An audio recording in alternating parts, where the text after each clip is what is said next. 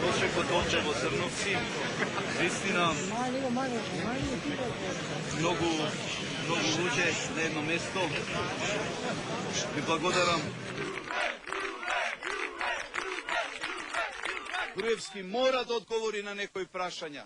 Доколку тој нема одговор на тие прашања, ние ќе дојдеме таму и гарантираме дека ќе одговориме на сите прашања со кои денес се соочена Република Македонија, посебно главната и за нас приоритетна гранка во државата, а тоа е земјоделието. За тоа ние одговор имаме. Немаме звучни имиња од типот на Зинго, на Даневски феудалецот кој држи во посед. Немаме такви во нашата партија. Јас сам од дете земјоделецот копам неле, дека секојаш луѓето неле кажуваат дека дават субвенции, ово оно, нема ништо од тоа. Никош не сум добил во мојот живот. Режимот на господинот Груевски зборува дека издвојува 200 милиони евра за субвенции.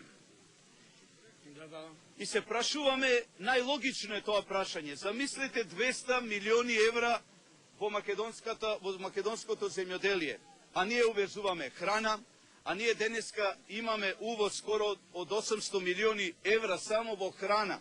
Овие 200 милиони завршуваат кај тие кои не ја работаат македонската земја.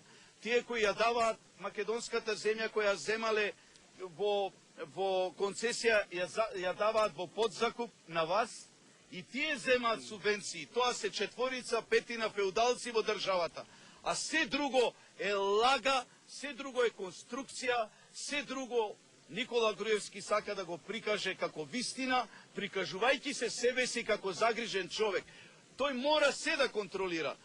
Да го контролира тутунот, таму има поставено своји луѓе кои го вршат откупот, вели дека ќе даде 60 денари по субвенција по килограм тутун. Од една страна се понаша како капо дел тути капи, како класичен мафијаш, кој од позиција на моќ им вели: слушајте вие земјоделци, немој да си играте со судбината, бидејќи нема да ги добиете овие 60 денари за тутун. Субвенција. Ако не го предадете тутунот, и тоа на луѓето кои тој ги одбрал, за да украдат, браќа мои и сестри, за да украдат 50 милиони евра само од тутуно производителите.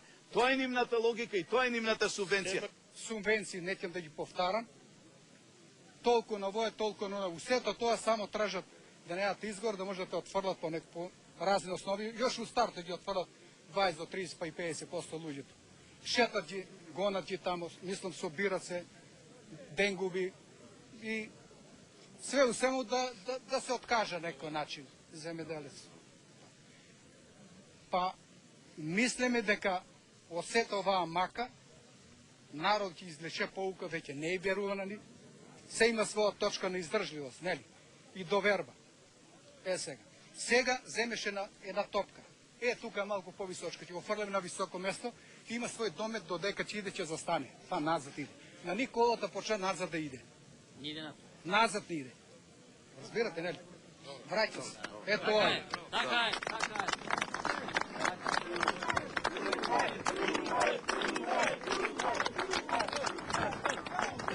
Ние знаеме дека се берзовни, дека и тутунот е на берзата, и орисот е на берзата, но никаде во светот, на вистина ни во афричките земји, а да не ги споменуваме соседните држави или латиноамериканските држави, никаде потешко не во аграрниот дел, во најважниот сегмент на македонската држава, бидејќи ние сме аграрна држава, никаде во светот не е така тешко и толку сериозно. Ни еден од досегашните лидери, оние кои денес се нудат на македонската политичка сцена, немаат ископано една бразда, немаат посадено едно дрво, немаат засадено едно зрно орис или еден лист тутун или обрано. Сите тие само земаат од оваа држава. Треба да сватат дека Никола Груевски и неговото здружение од 5 мафијаши да разберат дека ако тие не дојдат кај земјоделците, дека земјоделците ќе зачукаат на нивната врата. Јас сакам да прашам у вези бугарските коли. Да. Што ви направиле да дојдете у случај вие на власт за бугарските коли? Пошто ние немаме право сега да ги возиме до март, кажаа да ги одземеме.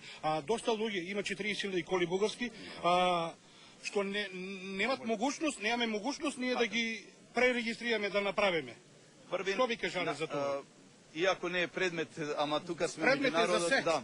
И затоа мораме да одговориме на ова прашање. Кога ќе дојдеме на власт, а тоа се надевам дека ќе биде 2011 година, и едно е факт, оваа година е изборна година. Година пред регуларните избори, а тоа е 2012 е изборна година. Ние ви гарантираме, бидејќи тоа не се бугарски коли, тие носат само бугарски таблички, како што носат чешки таблички колите на најголемиот бос во државата на господинот Саша, и вашите таблички и моите таблички од моите деца носат хрватски таблички. Тоа не се хрватски коли или бугарски коли. Тоа се наши коли.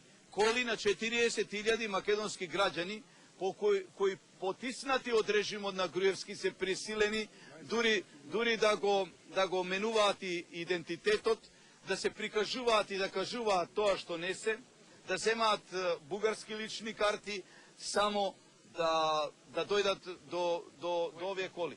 Ние ќе ги легализираме овие коли. Ви гарантираме дека нема да биде никакво оптеретување за државата. Ние ќе создадеме услови во Македонија вие да си купувате под еднакви услови како од Бугарија да ги купувате колите во Македонија. Јас сум 64-65 години. На 65 години излегов од граница од Македонија за негово владење во Црна Гора да работам, да печелам пари. Сакам да ви потенцирам друго. Еве почнаа веќе да не супират. Една пролука имаше преко граница, заминаа трактори стари од Швајцарија, од ово, од оно. Луѓе имат трактори што не може да си земат документација да си ги регистрират. И сега само ги гонат полицијата и ги казнуваат со тешки пари. Ние што правиме со тие трактори што сме ги земале пред 10 години, а сега не мачат со 100 и не можеме никој да искочиме во поле да работиме. Еве, фактури нема никој. Донесено, купен трактор, нема ништо, документациите работи.